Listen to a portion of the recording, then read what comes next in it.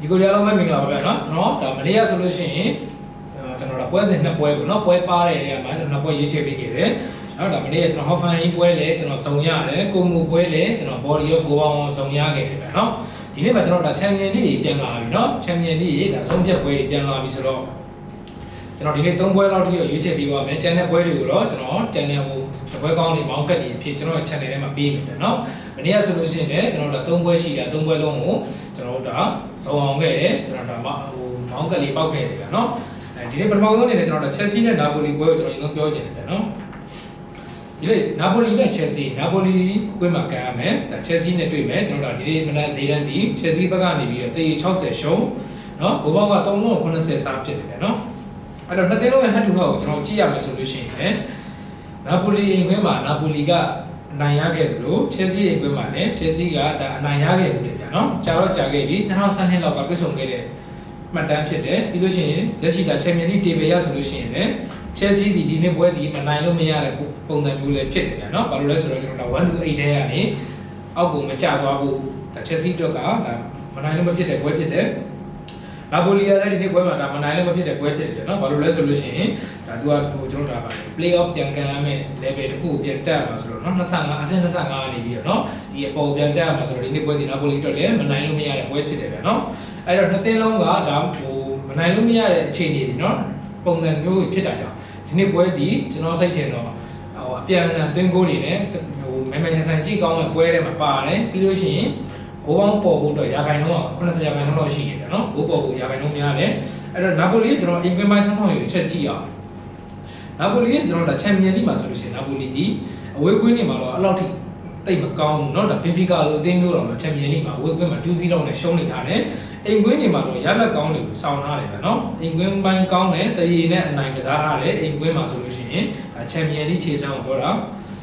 Chelsea ကတော့ကျွန်တော်တို့ဒါဒီ Champions League ခြေစွမ်းအဝေးကွင်းပိုင်းဆိုလို့ရှိရင် Chelsea ကအိမ်ကွင်းကောင်းတယ်ဗျာနော် Champions League မှာဆိုအိမ်ကွင်းကောင်းတယ်ဒါ Barcelona လိုအသင်းမျိုးတော့မှာနော်ဒါအနိုင်ယူပြထားတယ်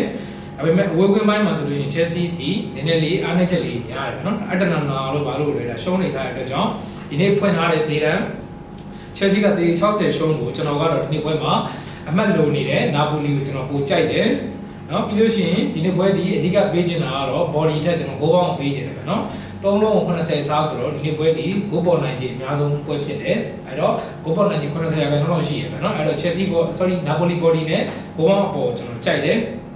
နောက်ထပ်တစ်ပွဲကကျွန်တော်ဒါBayern Munich ပွဲဗျာနော်ဒါ PSV နဲ့ Bayern Munich ပွဲဖြစ်တယ်ဒါ PSV အိမ်ပွဲမှာကန်ရမှာလည်းဖြစ်တယ်ပေါက်ထားတဲ့ဈေးတန်းဒီကျွန်တော်ဒါ Bayern ကနေပြီးတော့တစ်လုံးကိုပြား30ရှုံးမယ်ဘိုးပေါင်းက4လုံးကို65ပြားနော်ကျွန်တော်ဒါပြန်ရမှာပေါ့အဲ့နှစ်သင်းလုံးရဲ့ head to head ကိုကျွန်တော်ပြန်ကြည့်မယ်ဆိုလို့ရှိရင်ဒါ2016လောက်ကတွေ့ဆုံမှုအရာဆိုလို့ရှိရင် PSV ဒီ Bayern ကိုဒါလုံးဝနိုင်ခဲ့ခြင်းမရှိဘူးဒီနေ့ပွဲဒီ Bayern အနေနဲ့ဒါအနိုင်နဲ့တည်ရပဲရှိတယ်ဒါပေမဲ့နိုင်တော့တေချာဖို့နိုင်မယ်ဒါပေမဲ့သူပေးထားတဲ့ဈေးတန်းကိုကျွန်တော်အောင်မလားဈေးတန်းအောင်မလားကတ်နိုင်သွားမလားဒီတစ်ချက်ပဲကျွန်တော်ပြန်ကြည့်ရမှာဗျာနော်လက်ရှိ table Champions League table ရဆိုလို့ရှိရင်လည်းဘိုင်ယန်ဒီဒါမနိုင်လို့မရဘူးเนาะမနိုင်ဘူးဆိုလို့ရှိရင်ဒီနေ့ပွဲ real ရဲ့နိုင်လို့ရှိရင်ကိုပေါင်းတာနဲ့ဒါသူ့ရဲ့နေရာကိုယူသွားဖို့ရှိတယ်အဲ့တော့ဒါအဆင့်1-2ဝင်အောင်လို့ဒီပွဲဒီဘိုင်ယန်ကတော့အနိုင်ခံဖို့များတယ် PSV ကလည်းကျွန်တော်တို့ဒါ Champions League မှာဆိုလို့ရှိရင်ခြေစွမ်းပိုင်းကောင်းနေတယ်ဗျာเนาะကောင်းနေတယ်မှာပါတယ်ဗျာဒါအရင်ကပိုင်း Champions League ဆွဲဆောင်ရကျွန်တော်ကြည့်မယ်ဆိုလို့ရှိရင်တီကိုတော့ဒါအိမ်ကွင်းမှာ2-3နဲ့ရှုံးထားတယ်ပြီးလို့ရှိရင်အိုလံပီယာကော့1-1တီးကြတယ်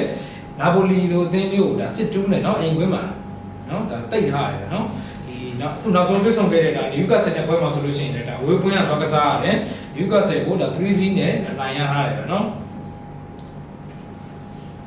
အဲ့တော့ PSV အနေနဲ့ကလည်းဒီကျွန်တော်တို့ဒီ play-off ကံမဲ့အဆင့်တွေကနေပြန်ပြီးတော့မကျသွားဖို့လိုတယ်ဗျာเนาะအဲ့တော့ဒီနေ့ပွဲမှာ PSV အနေနဲ့လည်းတော်တော်လေးကိုဒါစူးစမ်းပြီးတော့ကံမယ်လို့ထင်တယ်အဲ့တော့ဒီပွဲတွေကဒါတော်တော်လေးမမဆန်နိုင်နဲ့ကြည့်ကောင်းတဲ့ပွဲတွေလည်းဖြစ်တယ်ဗျာနော်ဒါနှစ်သင်းလုံးရဲ့ head to head အရာဆိုလို့ရှိရင်လည်းဘိုင်ယန်ကအများနဲ့အသာစီးရခဲ့တယ်အဲ့တော့ဒီနေ့ပေးထားတဲ့ဈေးတန်းတစ်လုံး30ရှုံးအဲ့ဒါကိုကျွန်တော်တို့ကဒါဘိုင်ယန်ကဈေးတန်းကိုအောင်မလားနော်ပြီးလို့ရှိရင်ဂိုးပေါင်းကတော့4လုံး65ပြားစားဖြစ်တယ်ဗျာနော်အဲ့တော့ဘိုင်ယန်အနေနဲ့ကျွန်တော်တို့ချန်ပီယံလိအဝေးကွင်းနေမှာဆိုလို့ရှိရင်ဘိုင်ယန်ဒီဂိုးပေါင်းပေါ်ထားတာများတယ်ဗျာနော်အနည်းဆုံးတစ်ပွဲကို4ဂိုးလောက်ထိကိုဂိုးပေါင်းပေါ်ထားတာများတယ်ဒါပေမဲ့ဒီနေ့ PSV ကလည်းပြန်ပြီးတော့ဒါရုံးဝါးနဲ့ ကံမယ်ဆိုလို့ရှိရင်ဒီနေ့ပွဲဒီကိုပေါင်းပေါ်ပါမလားကျွန်တော်အဲ့ဒီချက်ကျွန်တော်တွေ့ရတယ်နော်ဒီဘိုင်ယန် body ပဲပေးသွားမလားကိုပေါင်းပေါ်ပါမလားဆိုတော့ဒီအချက်ကြည့်ရမယ်အဲ့တော့ဒီနေ့ဘိုင်ယန်ကတစ်လုံး30ရှုံးဆိုတော့ကျွန်တော်တို့ကဘိုင်ယန်နဲ့ဒီနေ့ပွဲမှာ2-0တော့2 goal လောက်ထိတော့ပြတ်မယ်လို့ကျွန်တော်ထင်တယ်အဲ့တော့ကျွန်တော်ဘိုင်ယန် body ကိုဝတ်ကြတယ်ပြီးလို့ရှိရင်ကိုပေါင်းက4လုံး65ပြားစားဆိုတော့ဒီနောက်ပိုင်းပွဲတွေမှာဆိုလို့ရှိရင်ဘိုင်ယန်ဂိုးသိန်းလုံးလေးနည်းနည်းလေးပြန်ကျလာတယ်နော်ဒီနောက်ပိုင်းပွဲတွေမှာဒါဘိုင်ယန်နေနဲ့ဂိုးသိန်းလုံးလေးပြန်ကျလာတယ်အဲ့တော့ဒီနေ့ပွဲဒီဘိုင်ယန် body တော့ပဲကတ်ပြီးပေးသွားဖို့များတယ်ဗျာနော်အဲ့တော့ကျွန်တော်ဘိုင်ယန် body နဲ့ကိုပေါင်းအောက်ကိုကျွန်တော်ပို့ကြိုက်တယ်နောက်ထပ်တစ်ပွဲကကျွန်တော်တို့ကဘင်ဖီကာနဲ့ရီးရဲဗျာနော်ဘင်ဖီကာကတော့ဒီနေ့ရာသီမှာဆိုလို့ရှိရင်ချန်ပီယံလိမှာတော်တော်လေးကိုဒါရလက်ဆိုးတဲ့ထဲမှာပါတယ်နှစ်သင်းလုံးရဲ့ head to head အရာကြည့်မယ်ဆိုလို့ရှိရင်ဘင်ဖီကာဒီရီးရဲကိုအိမ်ကွင်းမှာဆိုလို့ရှိရင်အများတန်းဒုက္ခပီလီရောရှိရပဲနော်အများတန်းဒုက္ခပီလီရှိတယ်ရီးရဲကိုကျွန်တော်ဒါလက်ရှိကျွန်တော်တို့ချန်ပီယံလိတေဘယ်ရဆိုလို့ရှိရင်ရီးရဲမက်ထရစ်ဒီဒါ1 to 3တွေကနေပြီးတော့1 to 3မှာရှိတယ်နော်ဒါဘင်ဖီကာတော့ဒီနေ့ချန်ပီယံလိတော့တိတ်ပြီးတော့မျှော်လင့်ချက်တော့မရှိတော့ဘူးဗျာနော်တိတ်ပြီးမျှော်လင့်ချက်တော့မရှိတော့ဘူးအဲ့တော့ဒီနေ့ပွဲမှာရီးရဲကနေပြီးတော့ကျွန်တော်ဒါတစ်လုံးကို85ပြားပျော်ရွှင်ပေးရမယ်နော်ကိုပေါင်းက3လုံး30ရှုံးမယ်ဆိုတော့နော်ရီးရဲဒီနေ့ပွဲမှာကျွန်တော်တို့ဒါအနိုင်ကံမှာတော့တေချာပေါက်အနိုင်ကံမှာပဲဗျာနော်ဒါပေမဲ့ဖွင့်ထားတဲ့ဈေးတန်းကတစ်လုံးသိန်းတာနဲ့ကျွန်တော်90တော့ဒါပြန်ပြီးတော့ရမယ်အနေထားဖြစ်နေတဲ့အတွက်ကြောင့်ဒီနေ့ပွဲမှာရီးရဲကတေးလောက်နဲ့ပဲထိန်းကစားသွားမလားဒါမှမဟုတ်အနိုင်ယူပြသွားမလားဆိုတော့ကျွန်တော်တစ်ချက်ကြည့်ရမယ်အဲ့တော့ဘယ်လိုဖြစ်ဖြစ်လက်ရှိဒါချန်ပီယံလိခြေဆန်းမှာရောနော်ချန်ပီယံခြေဆန်းမှာရောဒါလက်ရှိဟို1 to 3ထဲမှာဝင်နေတဲ့ Real Madrid body ကိုပဲကျွန်တော်ပိုကြိုက်တယ် Real ကဒီနေ့ပွဲမှာတည်ရည်နဲ့အနိုင်ပဲလို့ကျွန်တော်ထင်တယ် Benfica ကတော့ဒါချန်ပီယံလိမှာတိတ်ပြီးမျှော်လင့်ချက်မရှိတော့တဲ့အသင်းဖြစ်တယ်ဗျာနော်အဲ့တော့ပေးထားတဲ့ဈေးလည်းတစ်လုံး85ပြားနဲ့ Real body ကိုကျွန်တော်ကြိုက်တယ်ဈေးလည်းကိုပေါင်းကတော့ဒါ3လုံးပြား30ရှုံးဆိုတော့နော်